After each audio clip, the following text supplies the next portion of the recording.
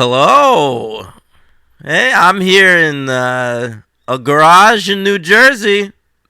I'm your host, Daniel Ehrenberg of The Franchise, episode number 86, everybody. Welcome to the first live, together, again, reunited franchise episode. We are covering Trainspotting and T2 Trainspotting 2. That's right. Trainspotting. It's about a fella named Danny Trains, and he's gonna pot some plants. Yeah. We'll talk about the meaning of Trainspotting, or lack thereof, at some point. Yeah. But there we have it. We're live. We're together. Hank's over there in a director's chair with a Mets cap, and I have my jacket on. I'm in PJs. I've been here in Jersey all weekend. I went to Kevin Smith's comic book store, forgot how much affection I still have for the works of that man from my childhood and my upbringing as a film nerd. Yeah, I was very happy when we went in there because you seemed like you liked it a lot more than I even thought you would, because I think was it nostalgia kind of brought you up for it, or just kind of reawakened your realization of how much you really big part of your life that he was? A little bit of both, yeah. I mean, K. Smith was one of my favorite filmmakers, back in the day. So, I got into film during the world of indie cinema in the mid-'90s. Obviously helped along by the wonderful Harvey Weinstein. And, it actually interestingly brings us to this movie today, Trainspotting, because that was a huge part of that time, too. But, yeah, I mean, Clerks and Chasing Amy were obviously incredibly formative movies for me and helped to develop my interest in independent film. Yeah, and I had been to that store several times, but never affected me quite like that, even though Clerks and Chasing Amy are my two favorite Kevin Smith films. But it was nice to see Danny enjoying himself in there, and it was a bigger store than I had remembered as well. There was a lot of stuff, so good time. I was a little ridiculous. I was like, hey, that's a prop from Zack and Miri Make a Porno. He was pointing out stuff to me I didn't know. Or care about. No. And you got a cool print, too, from Chasing Amy. Yeah. That's true. I used to have a T-shirt with that print. I think I left it at a lady's house in college. Uh-oh. The old four-way street. Yeah. Fans know what you're talking about. Fans know what I'm talking about. Don't worry about it. I have the flu. Yep. Caught it from my baby nieces. I just got over a bad cold, so we're in great shape right now. Hoping to give it back to Hank on this podcast where we're yapping into the same microphone.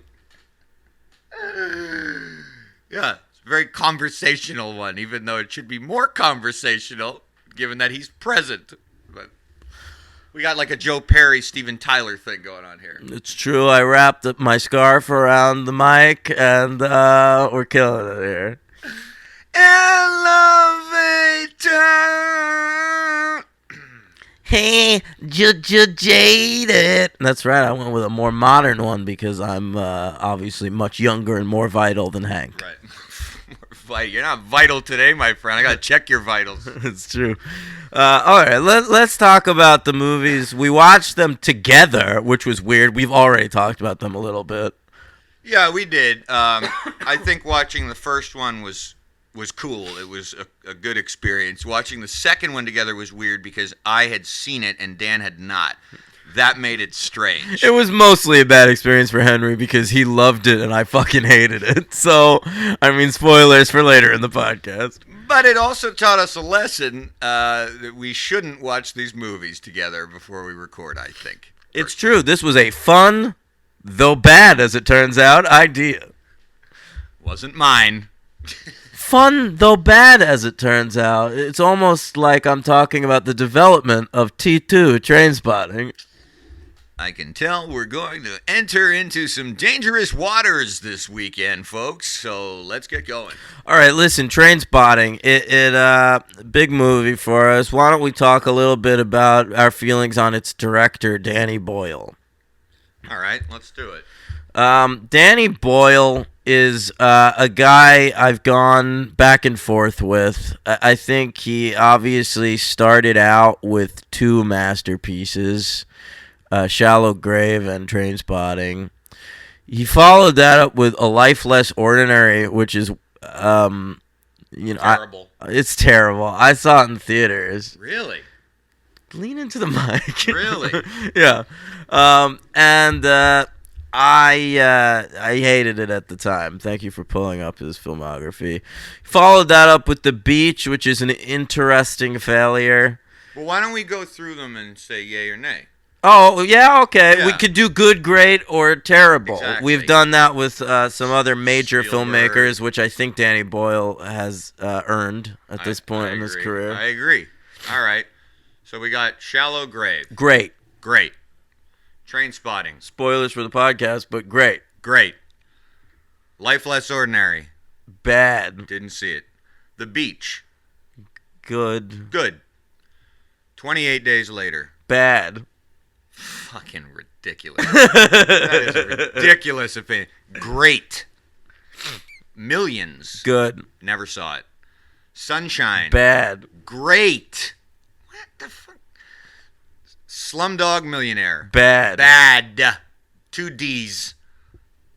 127 hours. 127 hours. Great. Great. Trance. Never saw it. Good. Steve You Jobs. sounded like the Beastie Boys. Yeah, gonna let the beat drop. Listen, y'all. The next one is Steve Jobs. That's great. Great. And T2 Trainspotting. Well, We'll reserve judgment. Hey, a lot of high marks on this you guy. skipped the Beijing Olympics opening ceremony. Wait, was it Beijing? No, it wasn't. It was London, of course. Bad. I'm no judge. I don't judge the Olympics. I don't watch them. To me, T2 Trainspotting was very much the work of the filmmaker that brought us the opening ceremony of the London Olympics. Yeah, his feelings on this weren't quite as strong, so we're not even there yet. But let's surely jump ahead. That's fine. All right, might we talk about John Hodge, the writer? So, I mean, these books are obviously based on a celebrated novel by Irvine Welsh. Who I met and was a very awesome dude, and signed my book for his book Skag Boys. And I bet you've never read a word of Irvine Welsh in your life. You know what? I resent that remark because indeed I have never read a word of Irvine Welsh's in my life. Oh, that's not true. You told me you were once in a bookstore and you read part of Porno. This is true, and part of Trainspotting. Okay. Yeah. Okay, so, look, it says on Wikipedia, known for the 2012 Summer Olympics. That's what he's known for. Yeah. Okay. We're going to talk about John Hodge, the fella that adapted those books. I mean, in this case, just the one book, Trainspotting, into a film. I mean, he was a guy who got his start with Danny Boyle, wrote his first 4 films for him, and then, like all the people in Danny Boyle's life, Danny Boyle threw him on the scrap pile. Because Danny Boyle is a shitty guy. Is he really? Because I actually don't honestly know much about him, besides he's married to Rosario Dawson. Is he? That's all I know. Yeah. They worked on Trance together. and they Rosario married. Dawson fucks Danny Boyle? Apparently, yeah. He looks like the fucking Joker. He's not an attractive man. Danny Boyle looks like Jack Nicholson when he's the Joker, but the he doesn't fresh have the makeup. Yeah. Good stuff. All right. I mean, you're a fan of Ewan McGregor, right? We're going to talk Sure. about Ewan McGregor again. Our old friend Obi-Wan Kenobi. He spins in this movie. That's a good trick. What are you talking about? Nothing. Okay. Ewan McGregor great in Trainspotting, no? I think it's the role that Well, I think it's the one that launched him because I haven't seen Shallow Grave in a very long time, and I love it. But I remember it being three major characters and him not being like the focus of the movie. Right? It's like He's not the focus, but he's the guy you notice. right. But Trainspotting was his movie. Like it's his launching pad. Yeah. Okay. I So think so. so you enjoyed his performance. I love his performance in Trainspotting. I think Okay. it's fantastic. So then, if you're Danny Boyle, Oh yeah, you need to talk about this. what you might want to do is promise Ewan McGregor the lead role in a movie you're working on called The Beach. Right, which is what he had done, right? Yeah. So it's very interesting that Ewan McGregor is not in The Beach. Leonardo DiCaprio is. But now there's an interesting thing here. The Beach was released 1 year after Phantom Menace. And so I wonder if McGregor had already signed on to that and didn't give a shit anymore about the Beach. You wonder, But he did. but no, Danny Boyle just decided A Life Less Ordinary didn't do well at the box office, and he wanted The Beach to do well at the box office, so he shit-canned his friend, Ewan McGregor, hired Leonardo DiCaprio. The movie still didn't make money, and then Ewan McGregor did not talk to Danny Boyle until the development of T2 Trainspotting 15 years later. Wow. Well, you know what? That's like, I get it. I mean, that's fair. Because if he considered him a close friend. Listen, he's no Brett Ratner. He's, he didn't rape anybody, but maybe Danny Boyle, not the most loyal friend in the world. Yeah, no Boyle loyal there. Yeah. Great one. Thank you. That's what we do this podcast for. Yeah. Sheer gold like that. That's what we try to do. Yeah. All right. Okay, so John Hodge, he worked with Boyle for a while there, and then I guess after Boyle started winning Oscars and shit, he decided to mend fences with some of his friends, so he got Hodge to write Trance and T2. Okay, well that's about it for Hodge, right? He wrote The Seeker, The Darkest Rising. Never heard of it. That was supposed to be a franchise. It's one of those. It's real good. Yeah. It's one of those books. Okay.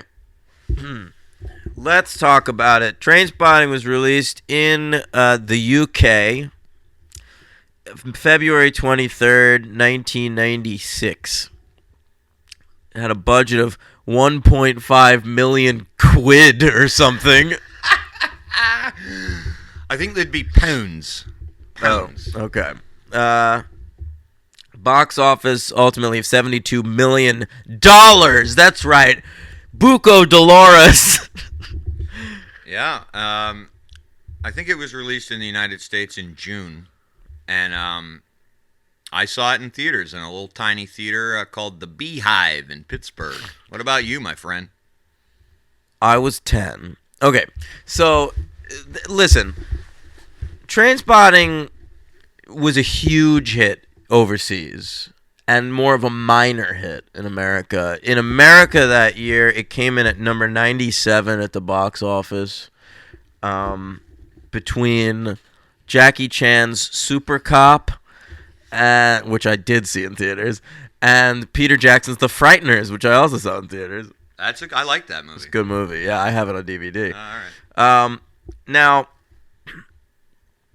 I was 10, but I will say I did see Trainspotting in 1996 How so?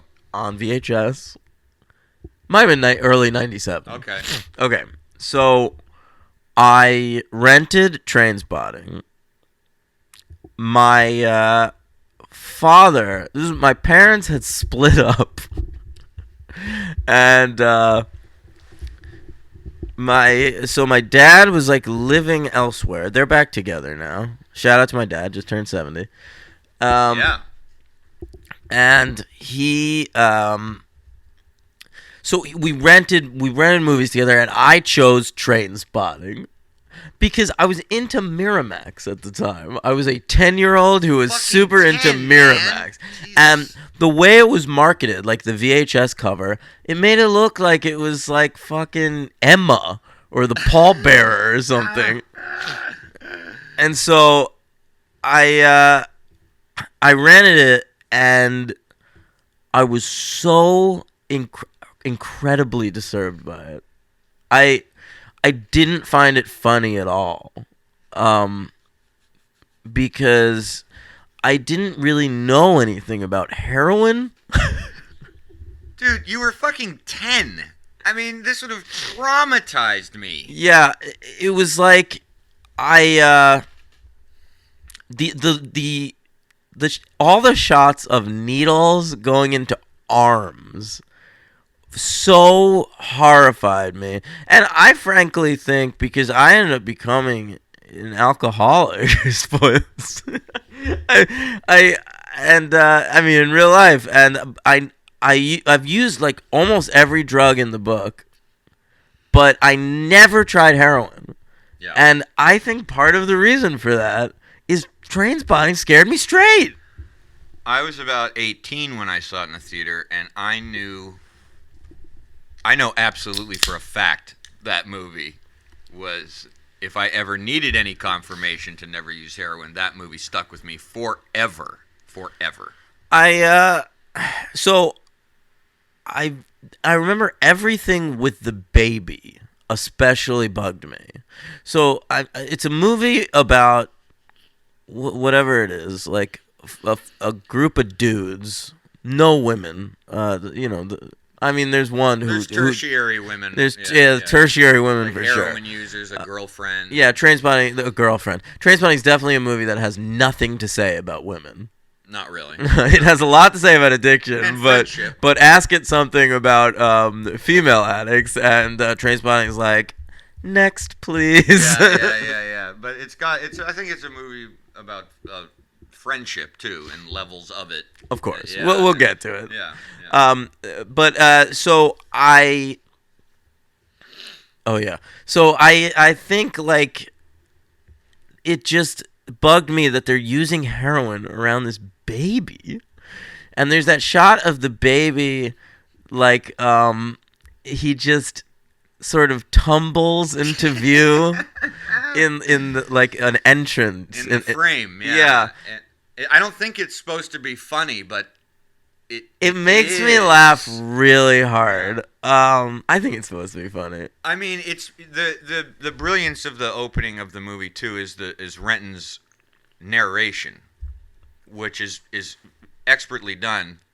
Yeah. I mean, of course, I'm not there yet, but I'm just talking about my experience. Well, what I mean is that might make it comical too, because he's talking over when the baby rolls into frame. Oh, true, but I remember like nothing about this movie was funny to me.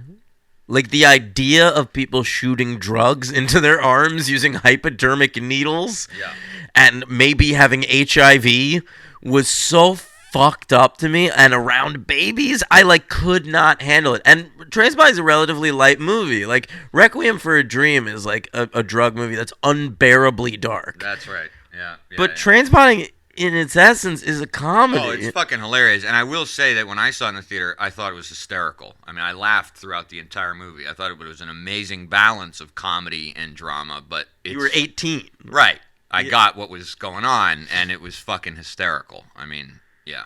Once we reach the point in the movie where Ewan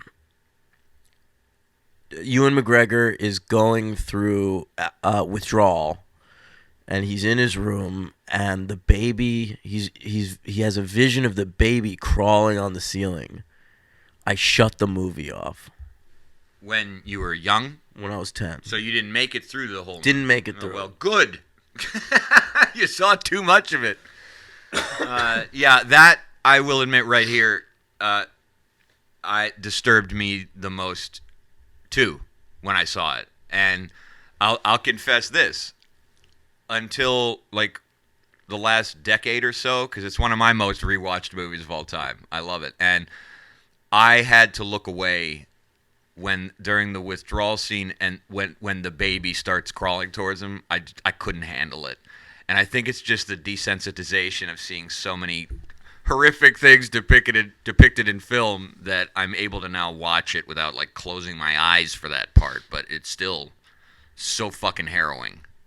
Yeah. Yeah. So, for years in high school, friends of mine would discover Trainspotting. And I would always say, I saw that movie and I fucking hated it. Wow. Yeah. So I didn't rewatch Trainspotting for years, and the more movies Danny Boyle made that I didn't like at the time, because he sort of fell off a cliff after Trainspotting, the more it justified in my mind that I was right. Maybe Trainspotting is overrated and shitty. That's extremely interesting. And then what? So then eventually I rewatched it, I think when I was 18, which is the age you saw it for the first time, and it totally changed my mind. And then I watched it again, and it became one of my favorite movies of that year. But it is in no way one of my most watched movies of all time. We watched it 2 nights ago. I think that's my 4th time seeing it. Yeah, I watched it a lot in college. After I saw it in the theater, I remember taping it off the television. It was on Encore, and I watched that fucking thing to death. And I watched it with my friends. It was just like, and we generally watched it as a comedy. I mean, it was like, let's throw on Trainspotting. I mean, it was just, it's one of my favorite movies of all time, I would say, really. If I had to compile a list, I don't know how big the list would be, but it would be on there. Well, how about we go through our list of the top 10 Let's movies do of it. 1996? All right. Number 10, The Cable Guy.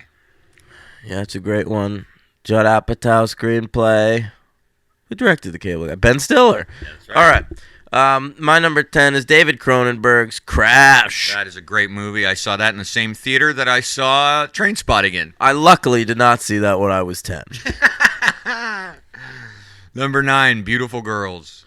Another great one. My number 9 is The People vs. Larry Flint.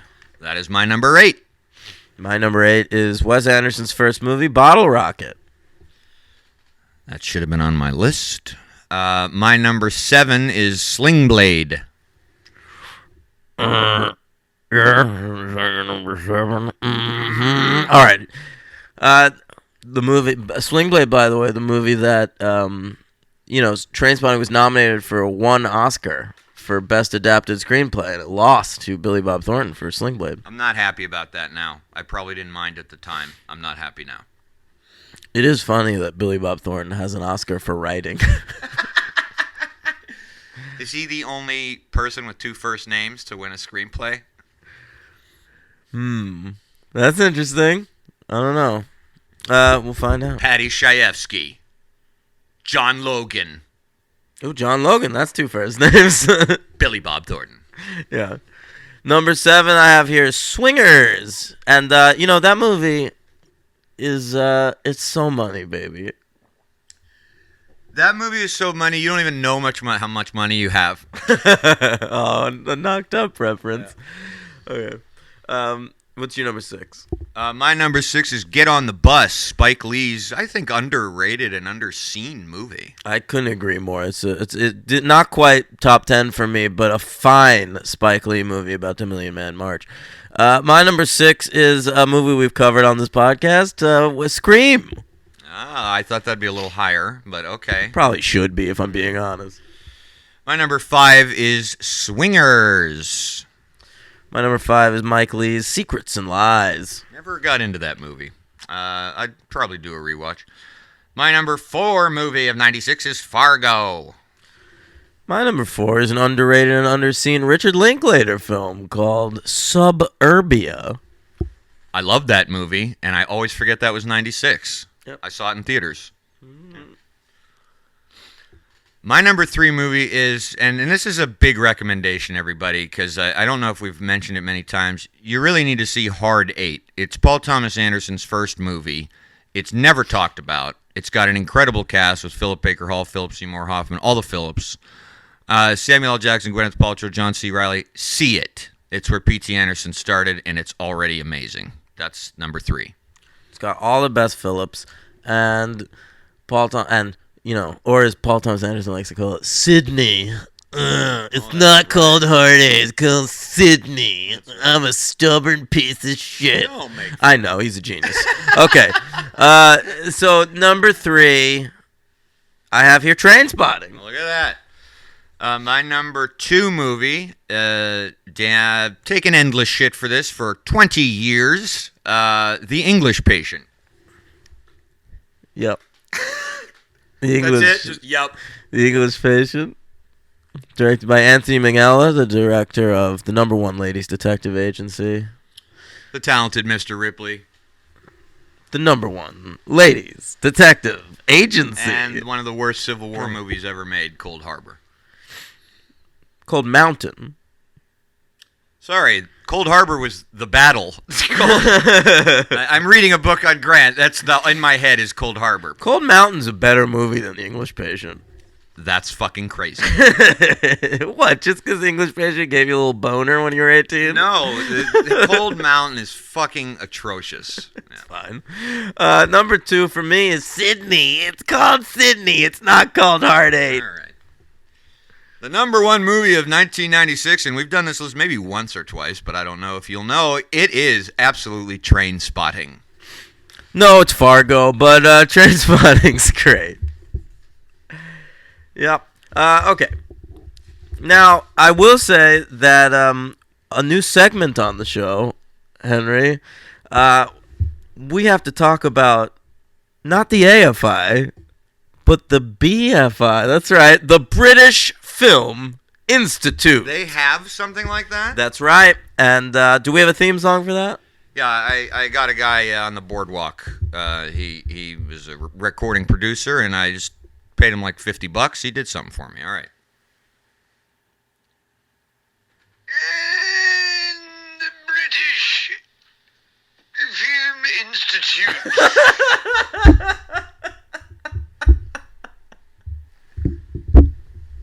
I don't know if that took. Can I hear it one more time? Yeah, I don't know if it took. Let's try it again.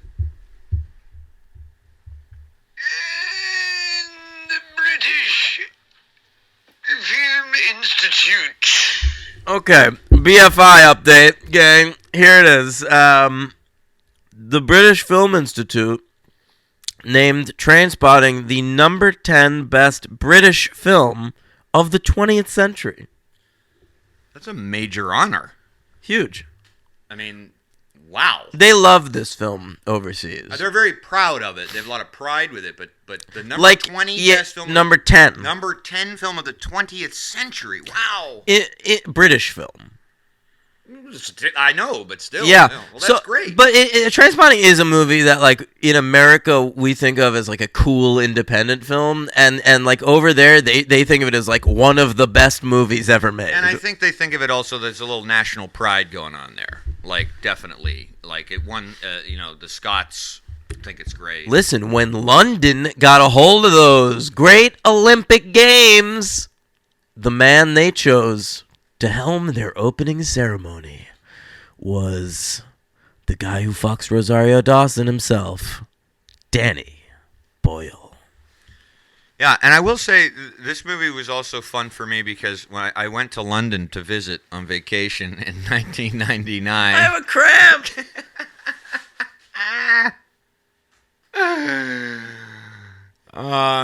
While Dan works out that cramp, and when I went to London in 99, I had a lot of excitement because I felt like I was like in the world of not the heroin addicted world of Trainspotting, but it got me like excited. Especially there's that remix sequence when Renton decides to go to London. It's very cool, and Trainspotting contributed to my interest in all things United Kingdom, which isn't really much of an interest of me anymore at all. But Did you listen to a lot of Trainspotting music while you were there? No, but it is one of also my favorite soundtracks of all time. I love this soundtrack so much that I bought the second soundtrack they released, which comprised of some songs that weren't in the movie and like a couple of remixes. I hate when they do that. When a soundtrack is successful and they release a part 2. What other movies have done that? I agree, but I didn't care. No, seriously. A lot. I feel like I can think of a few that were like big enough hit. I think Titanic had a second soundtrack. Yeah, something's on the edge of my brain right now where it's like more music from. That's what they always mark. Yeah, more music. It's true. It's true. Okay. Now, Trainspotting. Let's talk about it plot wise. We start off. I mean, I will say there's a lot of narration in this movie, which usually leads me to believe that it's a little too beholden to the source material. But I don't know. It mostly works. It in many ways, I think it was probably an influence on Fincher's use of narration in Fight Club a few years later. Oh, that's a good point. That very well could be true. Yeah, I never thought of that. I mean, it wouldn't surprise me if Fincher likes this movie a lot. I mean, I wouldn't know, but yeah. Well, I mean, it's good. Probably. Do you have that written down? July 19th, 1996? That was the American release date? Okay, interesting. Okay. Trainspotting, it's a bunch of drug users. It's a lot of Scottish actors. It takes place in Edinburgh. There's a funny reference to the Edinburgh Film Festival the Edinburgh Music Festival with Excuse me, may I please use your bathroom? It's great. So, like, most of these actors got their starts here, but went on to do, like, pretty major shit. Like, Ewan McGregor, obviously foremost among them. He starred in the third best movie of 1996 and eventually starred in the best movie of 1996, Fargo. 3 years later, of course, Robert Carlyle went to become the villain in one of the worst Bond movies ever made. It's true. But still, good on you for getting that. Well, Robert Carlyle, I think this movie gave him the opportunity to get a leading role the following year in The Full Monty, which people forget how big a fucking phenomenon that movie was. I forget how big a phenomenon it was because it sucks. I mean, I haven't seen it since it came out, but certainly there was a period in my life when I was 11 where I thought The Full Monty was a better movie than Trainspotting. Yeah, that makes sense, yeah. Yeah. Oh, yeah, Angela's Ashes. That was his shot at Oscar Gold. It didn't happen for him. No. Yeah, but Robert Carlyle's a fine actor. I still kind of weirdly think the weak link in the cast in Trainspotting. It's easily my least favorite performance in Trainspotting. Is Robert Carlyle. Really? Yeah. All right. Explain, because he's a force of nature in that movie. I mean, Begbie is amazing. I just think he's exhausting. I think, weirdly, one of the few positive things I'll say about T2 is that movie tonally, Begbie works better as a character. Jesus. I mean, I don't agree with that, but I think Begbie is fucking hilarious. I will say, I think something to bring up, where I know we're going to diverge on, but I had never owned Trainspotting on DVD until very recently, which is rather shocking. But so I really wanted to watch it with subtitles, because for years I always thought there were a few scenes where I just didn't know what the fuck they were saying, especially the Scottish accents run thick as shit. Yeah, and especially in the sequence where Begbie is telling his pool table story before he throws a glass over the bar to start a fight. And I think watching the movie with subtitles is extremely valuable. Now, when we watched it together, Dan said no subtitles. I respected that. That's cool. But I think I recommend watching it with subtitles, because I think that's you get a fuller picture of the dialogue and the colloquialisms that they use in Scotland. I'd be into, like, next time I watch it, rewatching it with subtitles, but it's the same thing I've talked about in the past with things like Knocked Up and Blade Runner, where I want to watch the theatrical release of it for the podcast, for the purposes of our show. And so, when I was seeing Trainspotting originally, I certainly wasn't watching it with the subtitles. Yeah. So other actors in it, Johnny Lee Miller plays a character named Sick Boy. The charisma of this fucker is just like, you could feel that shit in this movie. I thought, even watching it the first time, I thought Johnny Lee Miller was going to be huge. Didn't turn out that way, but he's had an okay career. He was on CBS for the last bunch of years playing Sherlock Holmes on Elementary. Yeah, I didn't really follow him too closely. I mean, I see his credits here, but I don't remember him in any of this stuff. If I saw it, like Byzantium, which I thought was really good. But he's made a lot of movies. I remember this movie, Afterglow, got a lot of... That's a good movie, Julie Christie. Good movie. I saw him in, of course, Dracula 2000. With another Scotsman. Well, actually, Johnny Lee Miller's not a Scotsman, right? He's the only British fella in this movie doing a Scottish accent. Oh, see, yeah, you pointed that out to me about, he's from London. That's right. Yeah, but... very good, though. But yeah, he's in Dracula 2000 with his fellow Scotsman, Gerard Butler. Oh, Gerard Butler plays Dracula. You just watched a Gerard Butler film recently, right? Gang, I watched Geostorm this week, and it's one of the stupidest films I've ever seen. Highly recommended. What about Kevin McKidd? He's had a little bit of... Hey, Kevin McKidd. I missed Kevin McKidd in T2. I mean, I know you can't bring him in because he's dead. Right. He dies of HIV. Right. Does he die of HIV? He has HIV. Well, he dies of, toxoplasmosis, which is something you get from, the odor from cat litter, but he has HIV. Complications. Now, Kevin McKidd is a fine television actor. Who's been making his living in America for a long time. I first fell in love with this man, well, in Trainspotting, but after that, on a show called Journeyman that only ran for one season. Okay. And, of course, he has been on Grey's Anatomy for the last 10 years. Holy shit, I didn't know that. That's right, Dr. Owen Hunt doing... a very good American accent. He does an American accent? Very good American Wow. accent. Yes. Almost never slips. He also directs a lot of episodes of Grey's Anatomy. I can see He's that. a pretty good TV director. All right. Yeah. So there you have Kevin McKidd. All right. We also get an introducing credit to Kelly MacDonald, who is just there to be like a fucking hot as shit 14-year-old in this movie.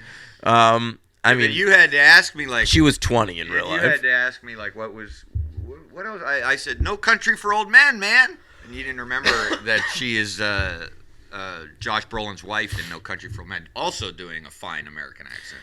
I mainly remember Kelly MacDonald from Boardwalk Empire, where she was the female lead, and she was in Gosford Park. She was in a Harry Potter movie. That's what I remember her from.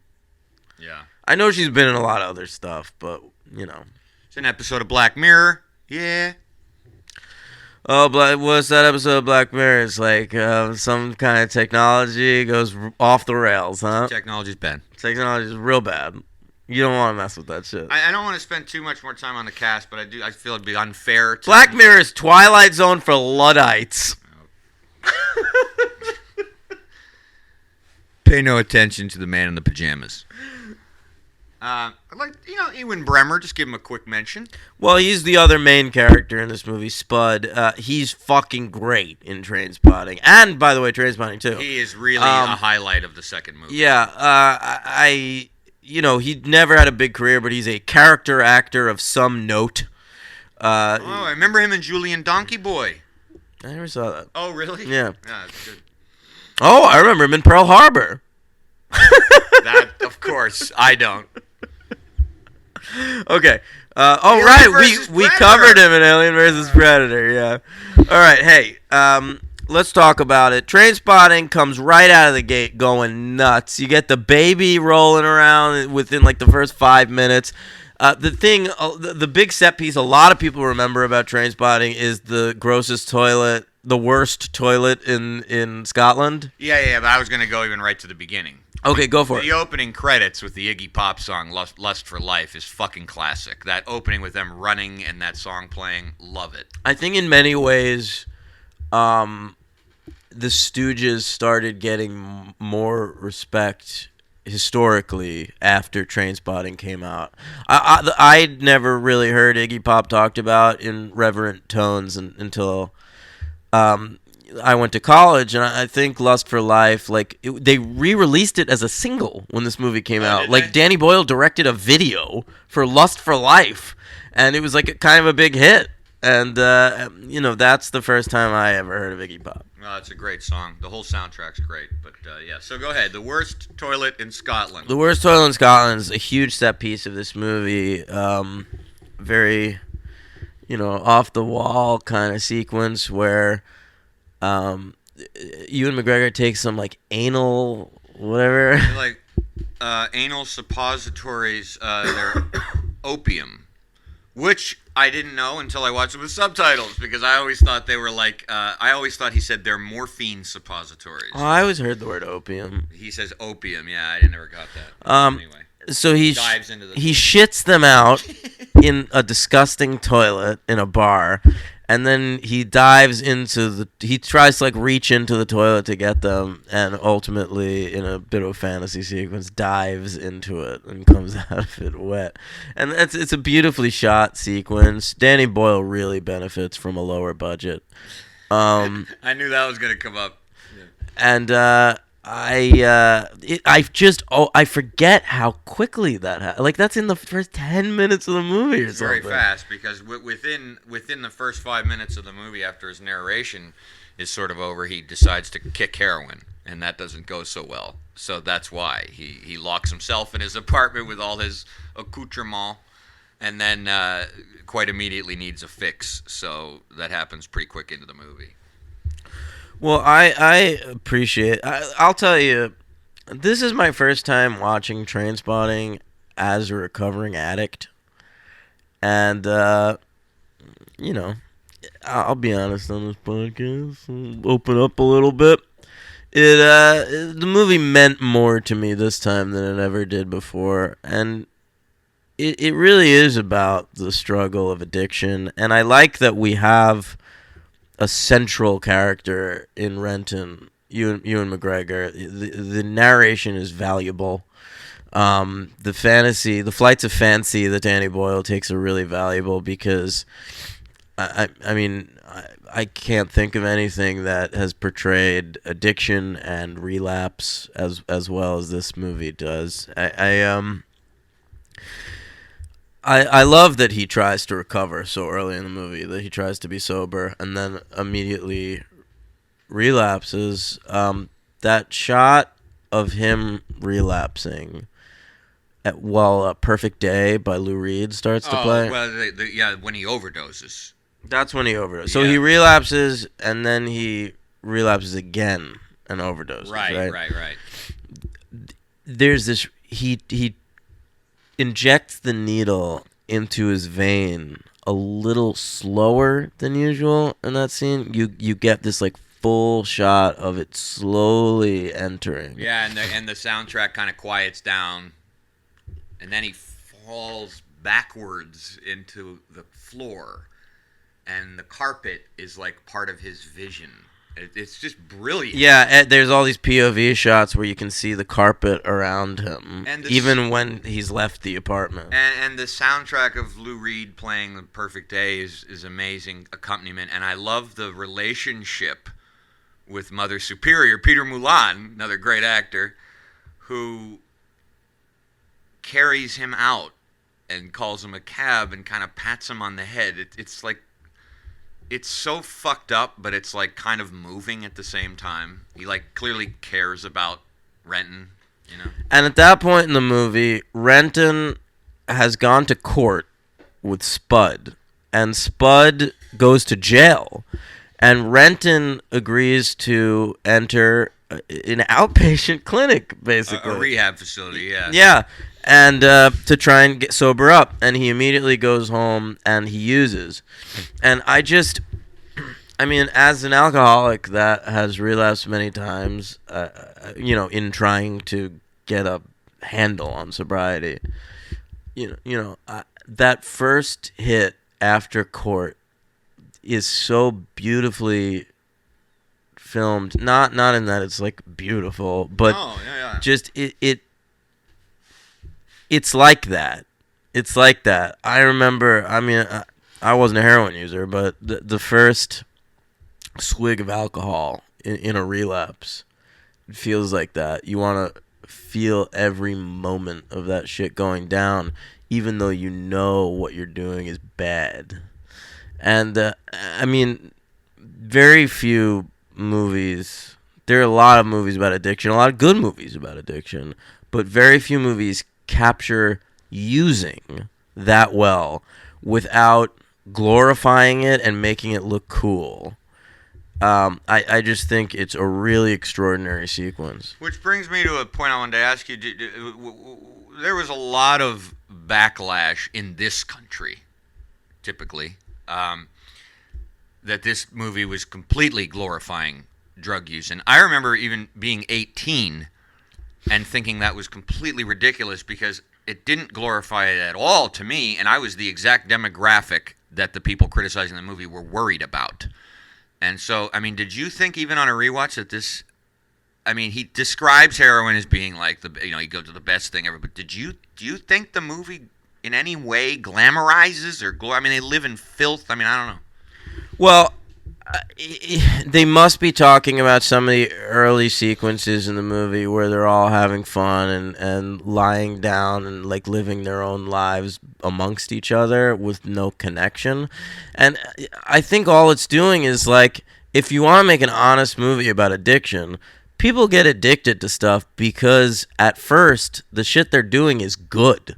Like, I'm sure the first many times they did heroin, these characters, it just felt great, and there were very few consequences. So you can't make a movie about addiction without acknowledging that. You can't just make it look shitty from the outset. It's what drives me nuts about, like, teenage TV, like, high school TV shows where, like, they show the characters drinking alcohol, like their first time drinking alcohol, and then like every time they have to show them like all night throwing up in the fucking toilet. Like, that's not what it's like. Usually the first time you drink alcohol is fucking awesome. Yeah. But like, for this, I think you have to show that. And no, it doesn't glamorize heroin to me in the slightest. And I do think that's an argument that you should be having in America, because there are movies that I think glamorize drug use and alcohol abuse. This isn't one of them. I would love to think of what those are, but yeah. Okay, I feel like there were a lot in the 90s because there were so many drug movies. Yeah, that's true. There really were, yeah. But, I mean, Mad Men caught flack for that, too. Like, making alcohol and smoking look cool. But, like, it's the long game. Like, you should make it look good, if you're being honest, and then show the consequences. Yeah, I agree. I mean, Renton even says it, I think, in his opening narration. I know, but I don't remember his exact words. He says something like, he expresses how great it is, and then he's like, after all, it's great. We're not fucking stupid. Like, it doesn't make us feel bad. If it did, we wouldn't do it. Right. So... I think Fear and Loathing in Las Vegas glamorizes drug use. I mean, it's Hunter S. Thompson, but still. That's fair. And I think a lot of movies about marijuana. Oh, every one of them. Yeah, I mean, no one talks about the consequences because most people don't really have consequences. And yeah, marijuana should be legal, I think. But, not everybody can handle their shit. You're looking at drug movies right now? Just curious. Yeah. I don't know. None of these really. Scarface. But, yeah. Okay, so he ends up, after overdosing, back in his childhood bedroom, which is glorious. I love the relationship he has with his parents, who keep... I do too. They keep rooting for him, and they're trying... It's almost like they're the only ones in the movie that know he's an addict. Yeah, and I like it too because it's not like in a lot of movies where the stereotypical parent would just be completely constantly castigating their son or daughter. You know, they're actually like real people and they want to help him. They just want him to figure this shit out. Right. That scene in the back of the cab driving him home from the hospital after an overdose. And the mother offers him a cigarette quietly and he just doesn't respond. I mean, it's just beautiful. It's really great. Yeah. And then, as someone who's experienced alcohol withdrawal, it must be said that that sequence in his bedroom where I turned the movie off the first time I watched it is an incredible depiction of withdrawal. Yeah. The baby, just the hallucinations, the not being able to keep still, the not knowing when you're awake or asleep, the not being able to be asleep, everything. The room seeming big and long, and then simultaneously seeming trapping and horrible. It's tough to watch. It's rough. Yeah, but it's perfect. Right. I mean, Did you notice too what's so great, and I know this is something you'll criticize in the second movie, which is totally valid, is that keeping Danny Boyle on a low budget forced his, I think as it does in a lot of people, but forced his creativity to become so much more expressive in such an economical way. Like everything in that sequence, was done with like set moving and like wheels and rotors and pulleys and the baby crawling on the ceiling looks like shit, and it makes it makes it more interesting. It's a hallucination anyway. Yeah. So, yeah. Yeah. Danny Boyle with money is is not a director I'm a fan of. Well, he went to India and he went on Who Wants to Be a Millionaire and he got some money. So. That's right, Slumdog Millionaire, the first of hopefully many Best Picture winners that use Who Wants to Be a Millionaire as a framing device. I hope there's a lot more. I think that was lacking in 3 Billboards Outside Ebbing, Missouri. I feel like it was sort of lacking in Trainspotting, to be honest, or Phantom Thread for that matter. Fair enough. Okay. Now, do you want to talk about some of the character arcs in this movie? Yeah, sure, because the one friend in there, Tommy, is like the clean friend. That's Kevin McKidd with a big blast of blonde, fuzzy hair. Yeah, Scottish fro. Yeah, and he, as Renton says, never lies, never cheats, never steals, never did drugs. The one funny thing is, no matter what the characters in this movie are doing, which is also a cultural difference between this country, Scotland, and America, they drink through the whole fucking movie, which is very interesting. Even Renton. But having said that aside, Tommy is the clean character. Renton swaps out a video of Tommy with his girlfriend fucking. God, Tommy's VHS collection lining the wall of his apartment is so great. It really brought me back. I had a VHS collection like that. Yeah, it's great. It's great. And Renton swaps out a volume of Tommy and his girlfriend Lizzie screwing, and him and Sick Boy are watching it, and essentially it ruins Tommy's life because Tommy doesn't know that this has happened, can't find the video. His girlfriend dumps him. He spirals down and finally asks Mark Renton he tells him he wants to try heroin and does it, and almost immediately from needle sharing contracts HIV. Right, and Renton manages to escape this movie HIV free, even though he's been sharing needles for years and years. Which I think is pretty honest too. Like it's a fucking It's possible. Yeah, it could go either way, man. Someone who's been doing it for 10 years could be clean. When someone who did it once, it can happen at any moment. I mean, it's implied. It's pretty obviously implied that everybody's clean except Tommy. Yeah, and he's the poor bastard who just did it like a few times. Right. So let's get back to Begbie. Okay. Robert Carlyle.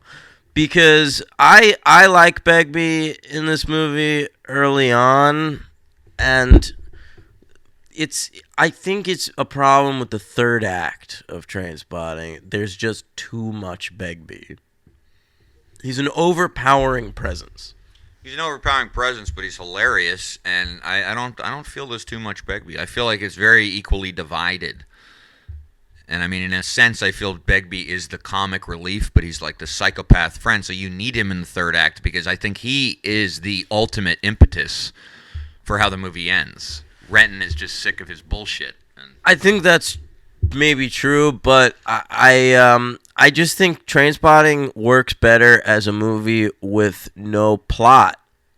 Like, I like it as like an episodic movie, just like a series of scenes and moments and feeling. There's no real narrative drive to Trainspotting for the first 2/3 of the movie, except for Renton's desire to be clean and inability to do so. But I think the third act is really one of the funniest parts of the movie, which is when Renton's girlfriend writes him when Renton moves to London to change his life, choose life, and she writes him a letter and tells him that Begbie robbed a store and tells him that Begbie will probably be showing up at his doorstep, and then Begbie shows up and moves in with Renton ostensibly, and then Sick Boy shows up, and so he just cannot escape these people, even though they're his mates, you know. Yeah, I don't need Begbie to be living with the main character. It's so funny. It's okay. I think the last third of Trainspotting is a little bit too plotty. It's like it had to develop a narrative drive because we're ending our movie, and it's like this big thing where they take heroin to London to try to sell it to a drug dealer and. But I think it's all laid out very beautifully because after Tommy's death, it just shows how Renton, like Sick Boy instantly starts talking about a drug deal. So he's always trying to scheme and make money. So he has no, Renton says, we just got back from Tommy's funeral and you guys are talking about a skag deal.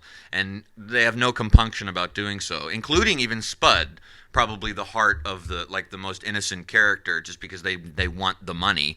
So I believe that the drug deal kind of flows naturally from Tommy's death. But I mean, I sort of see what you're saying, but I just feel like it's sort of flawless. And that ending is incredible. The ending's extraordinary. The bedroom sequence. Yeah. Renton leaving with all of the money and leaving some for Spud, and then like the big monologue he delivers in narration as he's crossing the London Bridge is masterful. Is really beautifully written and performed by McGregor, and I love that shot where he keeps walking closer to the camera and closer to the camera, and his face kind of distorts and like turns into like a jack-o'-lantern or something. It freaked me out when I saw it in a good way. I thought that was like, what a great overlap to that narration. It's great. And then we close out with some more great music. I think also in 1996, I'm a fan of the Britpop movement, and they mentioned more than once music's changing, and I think they capture that really interestingly. It's this movie's a Blur movie, not an Oasis movie. I'll say that. And but the movie just throughout has such extraordinary British music of the mid-90s. And pretty much exposed me to it. I didn't have any knowledge of that stuff. So Underworld's a band I have a lot of time for. Got me into them, yeah. Yeah, and they have more than one song in the movie. It's really, really incredible soundtrack. All right, is that all you got for our Trainspotting? Yeah. All right. What are you giving this? 5. I am giving it 5 as well, and my MVP is going to go to Ewan McGregor, because I can't imagine anyone else in that role, despite there being positive. I mean, I think a lot of people could get an MVP here. Hodge, Danny Boyle, for me, Robert Carlyle, Johnny Lee Miller, but Ewan McGregor really kicks ass in this movie. He's fucking great. It's Ewan McGregor, man. Oh, all right. Ewan McGregor's so fucking cool in this movie. I mean, even when I was young, I remember looking at Ewan McGregor in this movie with his fucking belly shirts and his shaved head and his awesome teeth, and I wanted to be Ewan McGregor. Well, and you always say this more than me, but you say it, whenever you find it accurately depicted that this person will be a star. I remember I hadn't seen Shallow Grave. So when I saw it in the theater, I didn't know who the fuck he was, and I was like, this guy's going to be around. Like, that hit me immediately. Yeah, he's fucking awesome, and he was like an icon to me. I love Renton. I love the way Renton looks. He's so goddamn cool. I mean, despite whatever he's going through. Right. I love Sick Boy, too, as an icon. I think he's fucking hilarious. His love of Sean Connery and James Bond, I must mention, deeply connected with me, because at that age, too, I was really going... I mean, I always loved Bond my whole life, but I was really into the Connery Bonds at that exact period, so it was just a great confluence. Connery Bond, maybe stay tuned to the podcast? Maybe coming up soon, I don't know. Okay. Now, I have a superhero count. Oh, wait, we do LVP. LVP, to me... Don't have one. I'm sorry, buddy. Begbie? I'm going with Robert Carlyle. Wow. And I love... Performance or character's presence too much? Like what? Should it go to John Hodge for putting him in it too much? I mean, he does Begbie what he does. I don't know. Maybe the performance too. Which is weird because I like Robert Carlyle as an actor. I don't hate him in this movie or anything, but I like Robert Carlyle more in other things. And one of those things, weirdly, is T2 Trainspotting. That's very funny. For me, this is the Robert Carlyle role, and I mean, I'll always think of him and associate him with Begbie in this one, and Trainspotting too. But anyway, all right, I don't have an LVP. There is none in this movie. Everybody is off the charts. Superhero count 3. I have Ewan Bremner, who plays Spud. He was in Judge Dredd, playing Junior Angel. That's pre-Trainspotting. Yeah. He was in Wonder Woman and Batman vs. Superman: Dawn of Justice. He plays the character Charlie. Interesting. And Kevin McKidd is in a cartoon Justice League called The Flashpoint Paradox, playing Thomas Wayne and Batman.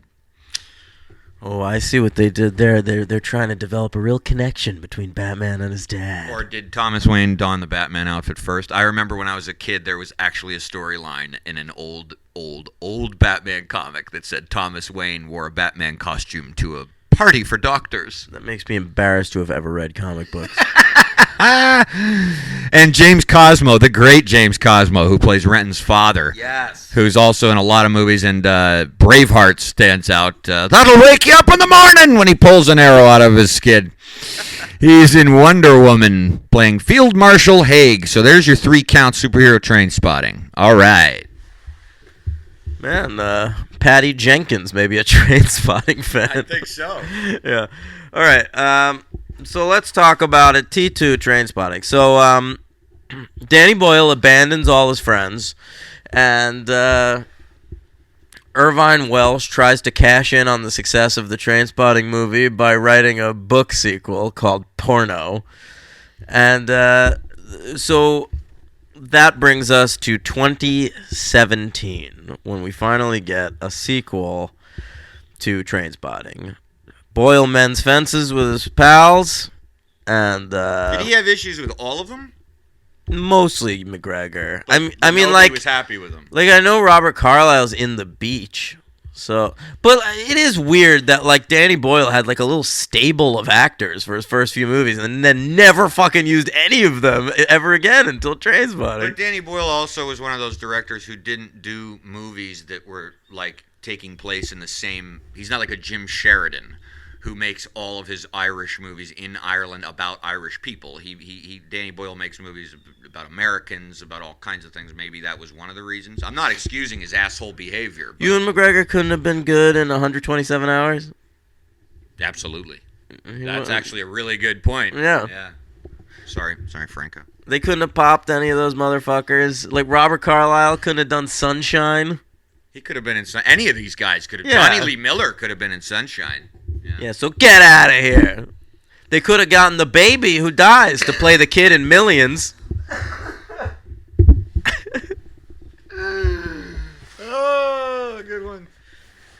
T2 Trainspotting. Danny Boyle's back. John Hodge is back. It was released March 17th, 2017 in America. Henry was there. I saw it on April Fool's Day. Yes, I did. It was a great cinematic experience, which we'll get to. Did you think they put in the wrong movie? Like, you were like, I thought this would be good. No, I thought when I didn't see Arnold Schwarzenegger and Edward Furlong, I got a little confused. Other than that, I was fine. Oh, right. So they call the movie T2 as like a shot at James Cameron. It's like a joke. And Is it? Is that why they did that? Yeah. I thought it was really just out of just like, well, let's just call it this. I didn't know it was. No, it's so fucking obvious. They that makes me feel a little better. they thought it was funny that T2 is what a lot of people call Terminator 2, but it's not the official title of that movie. So they wanted to call Trainspotting 2 T2 so that now when you Google T2, the first thing that comes up is Trainspotting. That's fucking great. I didn't know that. Yeah. Fuck you, James Cameron. I love that. I did not know that. I'm glad you did not tell me that. Okay. It's funny. I do think it's funnier like as a conversation you're having backstage than it is as the actual title of the movie. Because it does, yeah. Yeah, but fuck James Cameron, I guess. That's fine. Fuck James Cameron. Okay, a budget of $18 million. Guys, it's a Trainspotting movie. I'm with you on that. Cool it. Box office of $41.6 million. The vast majority of that overseas. In America that year, it came in at number 181 at the box office. Oof. With $2.4 million. Yikes. Made slightly more than a Pokemon movie I've never heard of called Pokemon I Choose You. Okay. It made lean into the mic, and it that was an offhand okay. okay, and then it made slightly less money than Asghar Farhadi's The Salesman. Okay, all right. Now, do you want to do, because it's ever expanding and it's fun to do, do you want to just list some of the, it came out last year, do you want to do some of the best movies of last year, our top 10 preliminary? We just did our 2017 list. I'll just say that since we made those lists like a week or two ago, my list has only changed by one movie. So, like, whatever was at number 10 on my list is getting pushed off. And I saw the great Yorgos Lanthimos film, The Killing of a Sacred Deer. And that's going to be way high on my list, probably at number 2 or 3 around, my number 1 still Phantom Thread. I still have Get Out, or maybe at 2, and then Killing of a Sacred Deer at 3.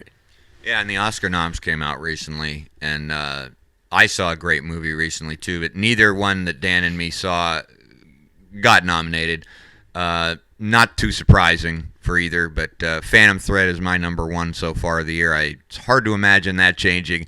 Hostels by the 3 for 4 Scott Cooper is superb. I highly recommend it. Whether you like Westerns or not. Dan will probably never see it. I'm going to see it just so I have the knowledge base to tell Henry it's a bad movie.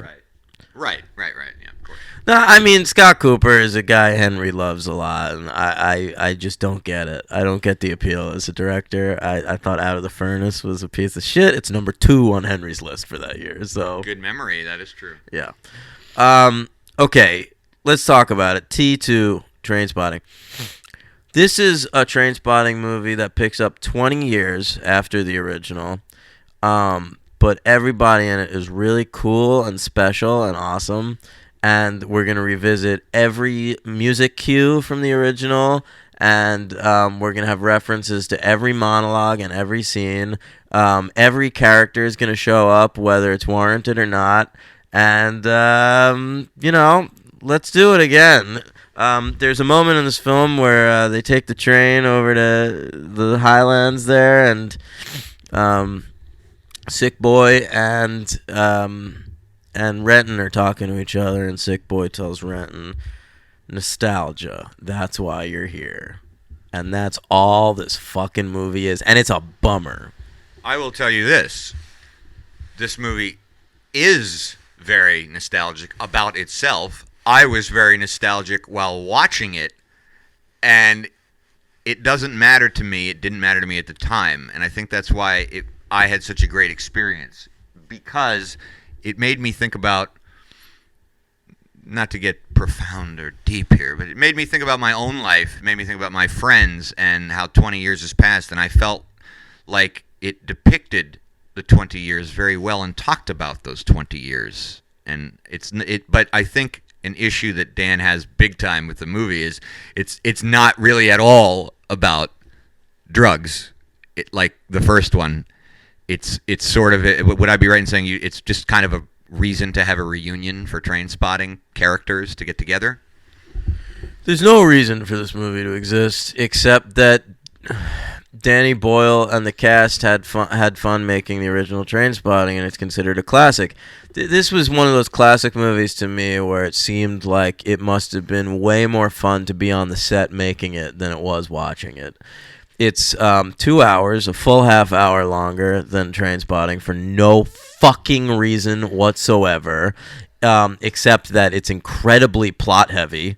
It is not episodic. It has no feeling whatsoever. It's just like a big caper, and like everybody in it is made to be like fucking superheroes. Like it's almost like everyone saw the first Trainspotting and started thinking of the characters as icons. So now you have Begbie, played by Robert Carlyle, who's just like a piece of shit that's been in jail the last 20 years, and he's able to escape from jail in a very funny sequence where they clip to the anatomy book and he knows what part to be stabbed with. Very good. Okay. No, it is good. Robert Carlyle, I'll say right now, he was my LVP in the first one. He's my MVP in this one. I think he's so fucking funny in this one. The commitment. He also looks worse than the other cast, which is kind of great. And he grows the mustache back, and it's gray. It's fucking great.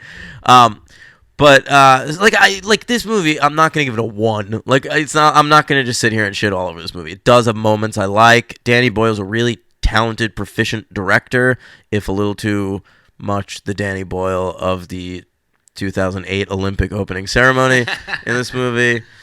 But it has some moments. I think, but it's also stuff like, now you got Sick Boy, who's a cocaine addict instead of a heroin addict, and he's planning to open a brothel with his hot girlfriend, Veronica from Bulgaria. Who plays Veronica? Let's see now, shall we? Angela Nedyalkova. Yeah, she can't act. I disagree. I think she's just fine.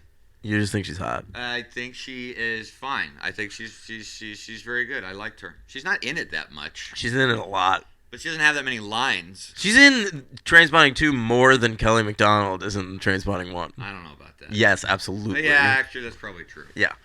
And Kelly MacDonald makes, obviously, a much bigger impact. Yeah, because she's a good character and a good actor. And has a reason to be there. Unlike in this movie, God, they consult Kelly MacDonald, who's a lawyer now. What a fucking bullshit scene that is. She's good in it. She tries to make it work, but then we have to end with, because she bones Ewan McGregor in the first movie, and then he finds out she's 14. And I don't know if she's 14, but she's 14. They don't say that. That she is. No. She's supposed to be. No. I read interviews with Danny Boyle. Really? Yeah. Jesus Christ. I thought she was like 17 or something like that. She's supposed to be 14. Jesus. So at the end of, Ewan McGregor goes to see her with the new hot girl in this movie, and Kelly MacDonald, when she says goodbye, she says, "Oh, she's too young for you." Oh, what a great callback! Whoa! Okay. Yeah, I loved everything in this movie. I loved all the recurrences, the recurring characters. I loved their, even if they're brief moments, I loved they bring Mikey Forrester back. Can't you just watch the first movie again? Lean into the mic. That was a joke. Can't you just watch the first movie again? Yeah, you can, but, I want you to also just talk about a little bit your anticipation for this movie. When this was coming out, you didn't think. I mean, I'm sure we all didn't think we needed this. I'm probably with you on that, but you were looking forward to it, which tells me that you thought there could be something done with these characters again, right? Certainly, the first movie leaves perfect room for a sequel. Him leaving with the money and Begbie freaking out in the hotel room, which is a hilarious sequence. Plot-wise, yeah, it's open for a sequel. And so when they announced T2, I was not against it at all.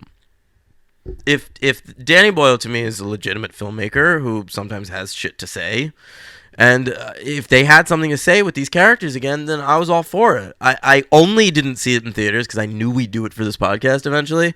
I legitimately went to the theaters to see it and then decided against it because I wanted to see it the first time for the podcast. I saw Get Out a second time. Okay, all right, fair enough. Yeah, at BAM. And but it just doesn't have anything to say. I just disagree with that. I just think it has different things to say. I think it has a lot to say about friendship.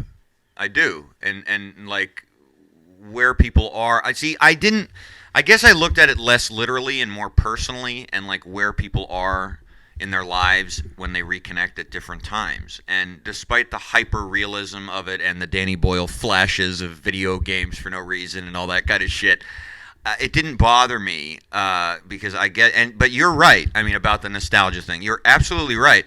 Except I liked it because I don't think movies, and I'm looking at you, Force Awakens, take nostalgia and handle it very well. And I feel like this one does. So the things that bothered you about it did not bother me, including the plot, which I thought was just totally fine. I didn't have an issue with it. I'm a sucker for male friendship movies and movies about friends growing apart. And I was extra susceptible to it this weekend because I'm hanging out with one of my best friends, Henry, in his house, a whole weekend. We went to the pool yesterday. I was totally ready to be moved to fuck by this movie. And when we put it on last night, I was excited. I was really looking forward to watching it all day. And I just didn't get that from it. I didn't. So it opens with Perfect Day, twinkling on piano. And there's a lot of recurring of the sounds, yeah. Yeah, no, they didn't decide to find new good songs. There's a few cool new songs. There's one good song by Wolf Alice right at the end, but that's it. Okay. No, we're just like doing Lust for Life again, and when Renton at the end is dancing in his room as a sober person, listening to that. I not last night, but when I was in the theater, I welled up. Yeah, but Danny Boyle has to step on that moment with CG train effects and shit. I don't know. You think he does that? I mean, he just pulls back. He does like a pullback shot. And it makes it look like a train. It's cool. It didn't bother me. That didn't bother me. Talk about Spud a little bit. I liked his storyline. Spud. Oh, but I'm sorry. The only character who has, besides Sick Boy, who's developing coke, the only character in the movie who has not been able really, periods of time of kicking his heroin habit, but fallen back into it after some misfortunes follow him in a very funny sequence where he's an hour late to his job and then narrates how it affects everything else in his life. Spud is interesting, but okay, so my favorite moment of the movie involves Spud, where he confesses to Ewan McGregor. Ewan McGregor's like, I set you up, man. Like, I gave you 4,000 pounds. And Spud says, you ruined my fucking life. Don't you get it? I was a junkie. What did you think I was going to spend that on? Which is great, because Trainspotting ends with like kind of a happy ending for Spud. It's honestly the same ending as Once Upon a Time in America. But Spud, of course, would spend that money on drugs. Of course. That's an excellent point, and I love that. moment too, because I'll confess to you that the happy ending for Spud in Trainspotting always, and still before this was made, the sequel, it never occurred to me. Of course, I mean it's a great. Same here. Same here. It's a very insightful writing idea because 4,000 pounds. You're not going to be able to move to South America and start your life again. It's not that much money, but it's a shitload of money if you're have an addiction. And of course, and Spud's reaction of course that's what I would do was very startling to me. Yeah, and then it's undercut because then after 25 years of heroin abuse and a suicide attempt at the beginning of this movie, Spud then gets clean pretty quickly with one scene where Ewan McGregor gives him some advice. Ewan McGregor's like, well, I work out.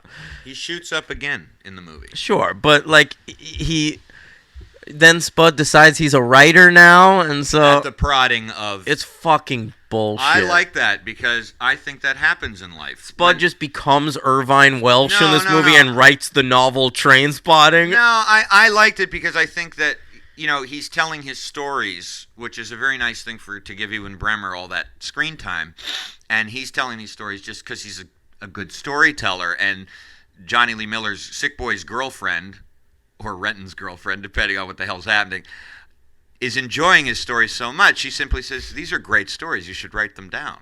Yeah, and then he writes them down, and he's automatically a great writer. No, he's not a great writer, but he's a great storyteller. Nobody says he's a great writer. There's just great stories. Can you imagine the stories Spud would have to tell? But that's definitely how writing class works. You go to writing class in college, and they tell you, just write the way you talk. You're a good storyteller. No, but you're not going to tell me that every great writer who ever wrote anything went to a writing class. You're telling me that you just accept that Spud now is a writer. He ain't published. The end of this movie implies that he's going to get published. Fuck you. I would read his book. There's that horrible moment at the you're end. You're a writer, the so biggest goddamn cliche there is about writing, where he goes to see his ex-lady, who I assume he gets back together with because he's kicked heroin, and she says she reads his stories. She clearly loves them. They're great. And then she says, oh, I've got a title for you. Trainspotting! Da-da-da-da! We disagree on that. Did you like the sequence when you meet Begbie's father? Begbie's father and Renton's... When Begbie tries to kill Renton and the way he does it, almost sadly. What did you think of that? It was shot well. I like that they got Carlisle to play his own father. That worked for me in like almost silhouette. But I mean, it didn't add up to much. I mean, it didn't tell me anything about that character. It told me that they were good friends from a very young age. It says that Begbie was held back, which is sad. That bothers me actually, that it gives them all this backstory. Like we get like Trainspotting babies in this movie, where it's just like a bunch of kids hanging out. It's like, look, it's little Begbie. I thought that might bother you, but and usually I think that kind of thing would bother me, but it didn't. I think you maybe didn't allow anything to bother you in this movie. The movie just worked for me. I mean, that could be true, but if that's true, that was reflexive. That wasn't a conscious decision, because I was real nervous when I went to see this movie. I was really thinking this was a crapshoot. Here's another problem. Who is the point of view character in this movie?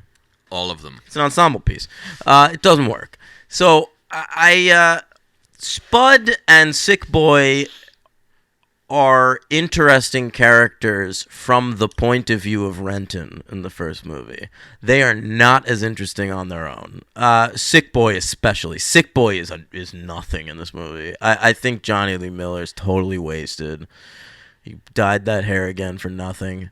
I think it's just ridiculous. The first movie had that narration, the great narration that we talked about, that ended the first movie so perfectly with the I choose blank sequence. Oh, which leads us to you really hated the rehash of the choose life. I'll get there in a second. But I hated that this movie didn't have that. So Renton, in the first like half hour of the movie, we're barely even checking in with him because this movie has no point of view character. We have to like check in with everybody, and I'm sorry, I don't have much interest in a Trainspotting movie with an omniscient narrator. Renton's point of view is the most interesting thing to me about Trainspotting. Yeah, I mean, I understand that. I understand that because it does drive the first movie. It's the backbone of the movie. But in this one, when you get, I guess you get Spud trading off some narration. You get occasional narration in this movie. It's either Spud telling you stories that happened in the first movie, which is basically the movie going, "Hey, remember this scene you'd rather be watching?" And then my reaction was, remember that scene, how great it is? We remember it as characters, like people in real life do, and talk about their old days together. God, and then occasionally you get Renton narration too, but it's mostly expository. The only time that is true. The only time Renton like engages with the narration of the first movie is in a scene where he takes Sick Boy's bad actress girlfriend to a bar or a restaurant. Right. And she references the "I choose" thing that I guess Sick Boy sometimes says. Now, it's not established in the first movie that this was like a bit that Sick Boy and Renton... It sort of is, because Renton says it and then they say it to each other a few times, especially in one of my favorite fucking sequences in the first movie, when Renton gets out of court and they're all at the bar together and they're all giving him advice. Begbie tells him some, and then Sick Boy has the fucking nerve as an addict himself to look at Renton and go, "There's other things than the needle, Rent. Choose life." Sure. Okay. Either way. We're now doing that "I choose" narration. Choose life. No one says "I choose." Get it right.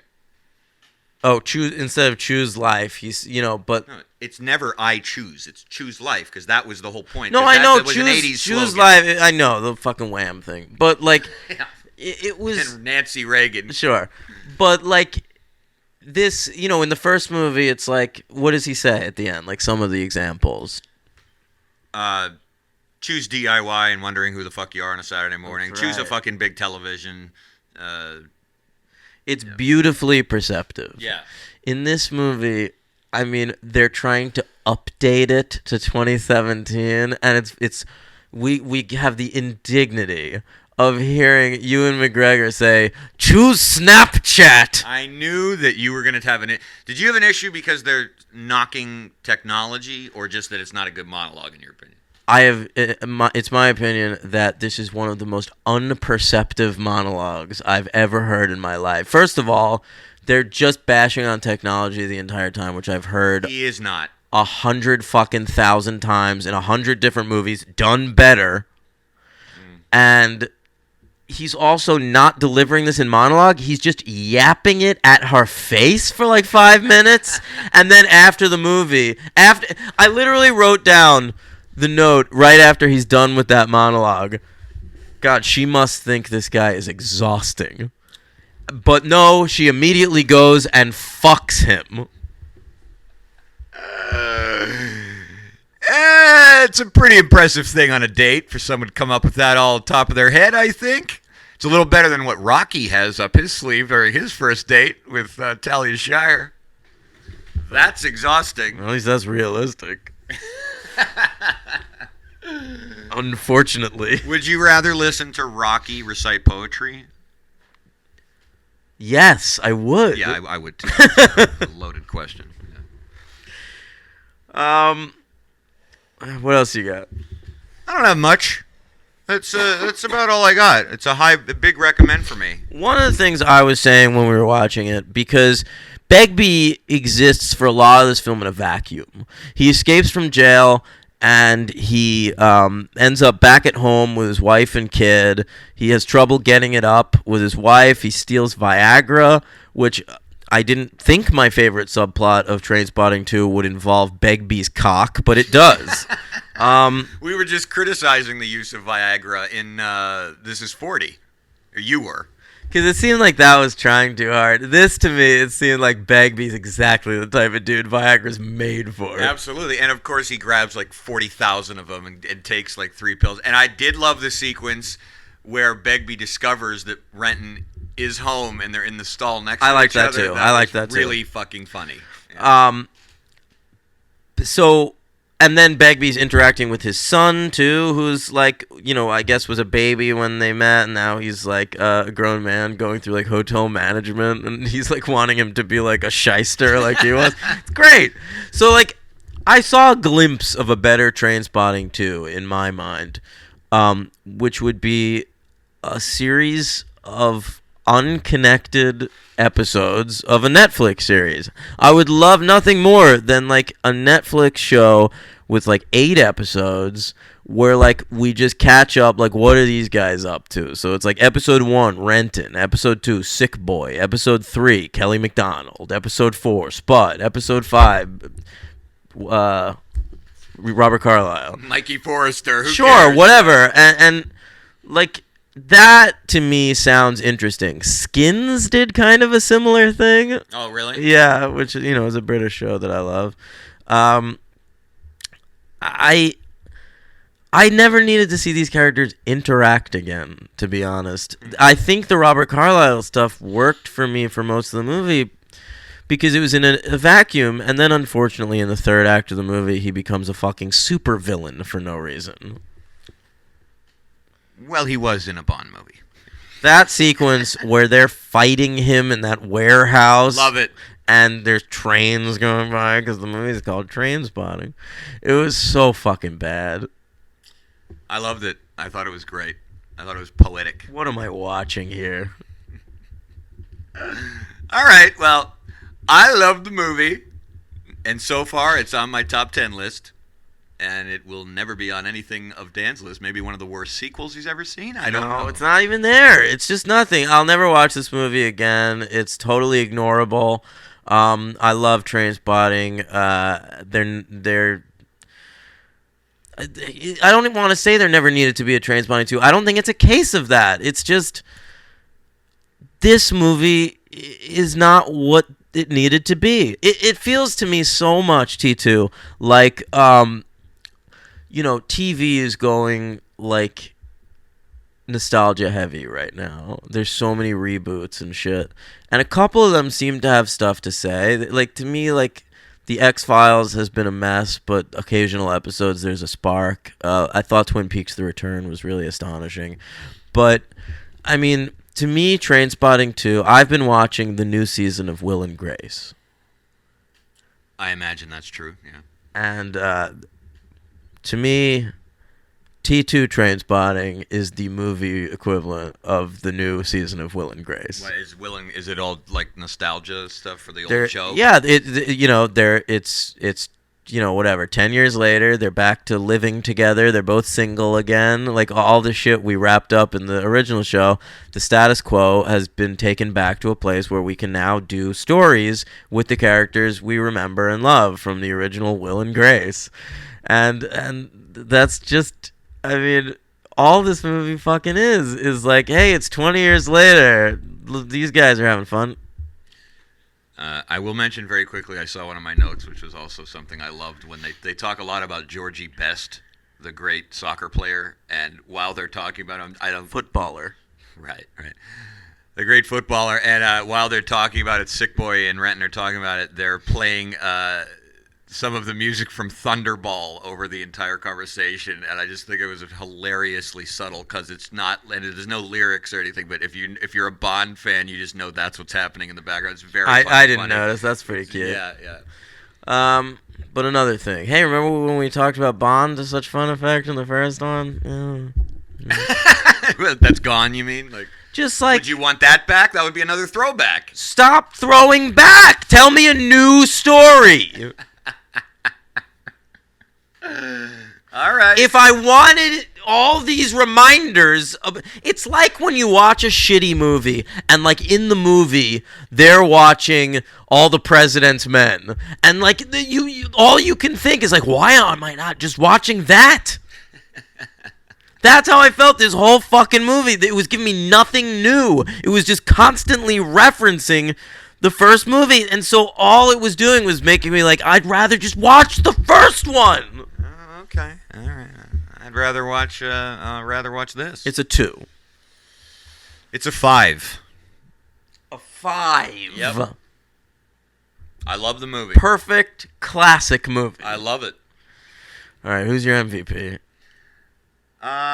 It was a close one between Begbie and Danny Boyle for pulling it off.